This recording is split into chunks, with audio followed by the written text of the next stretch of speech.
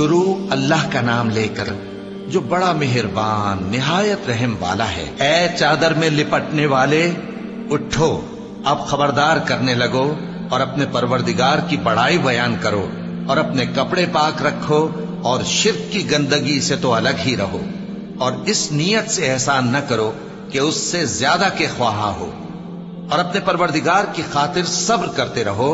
پھر جب سور پھونکا جائے گا تو وہ دن مشکل کا دن ہوگا، یعنی کافروں پر آسان نہ ہوگا۔ مجھے اس شخص سے سمجھ لینے دو جس کو میں نے اکیلا پیدا کیا، اور میں نے اس کو بہت سا مال دیا اور ہر وقت حاضر رہنے والے بیٹے دیے، اور اس کو ہر طرح کے سامان میں وسعت دی، پھر بھی لالچ رکھتا ہے کہ میں اسے اور زیادہ دوں۔ ایسا ہرگز نہیں ہوگا، یہ ہماری آیتوں کا بڑا مخالف رہا ہے۔ میں اسے ایک بڑی چڑھائی چڑھاؤں گا۔ اس نے غور و فکر کیا اور ایک بات ٹھہرا لی، یہ مارا جائے، اس نے کیسی تجویز کی، پھر یہ مارا جائے، اس نے یہ کیسی تجویز کی۔ پھر اس نے نگاہ کی، پھر تیوری چڑھائی اور منہ بگاڑا، پھر پیٹ پھیر کر چلا اور تکبر کیا، پھر کہنے لگا یہ تو جادو ہے جو پہلے لوگوں سے برابر ہوتا آیا ہے۔ پھر بولا یہ اللہ کا کلام نہیں بلکہ بشر کا کلام ہے، میں ان قریب اس کو سقر میں داخل کروں گا، اور تم کیا سمجھے کہ سقر کیا ہے؟ وہ ایسی آگ ہے کہ نہ باقی رکھے گی اور نہ چھوڑے گی، اور بدن کو جھلس کر سیاہ کر دے گی۔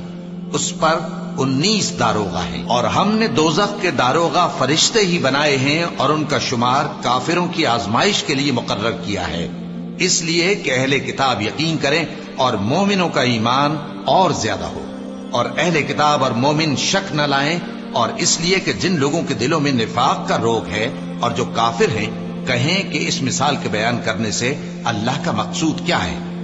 اسی طرح اللہ جس کو چاہتا ہے گمراہ رہنے دیتا ہے اور جس کو چاہتا ہے ہدایت دیتا ہے، اور تمہارے پروردگار کے لشکروں کو اس کے سوا کوئی نہیں جانتا، اور یہ قرآن تو بنی آدم کے لیے نصیحت ہے۔ ہاں ہاں، قسم ہے چاند کی اور رات کی جب رخصت ہونے لگے، اور صبح کی جب روشن ہو جائے، کہ وہ آگ ایک بہت بڑی آفت ہے، انسان کے لیے ڈر کی چیز، یعنی اس شخص کے لیے جو تم میں سے آگے بڑھنا چاہے یا پیچھے رہنا چاہے۔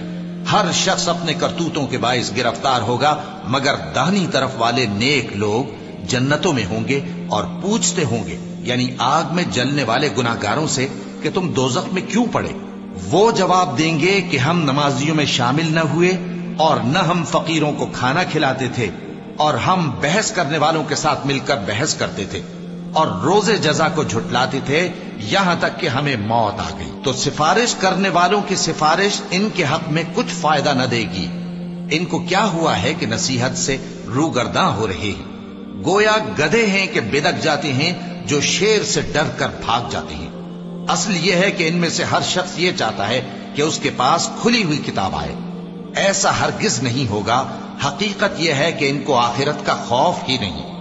کچھ شک نہیں کہ یہ قرآن نصیحت ہے، تو جو چاہے اسے یاد رکھے، اور یاد بھی تبھی رکھیں گے جب اللہ چاہے۔ وہی اس لائق ہے کہ اس سے ڈرا جائے، اور وہی معاف کرنے والا ہے۔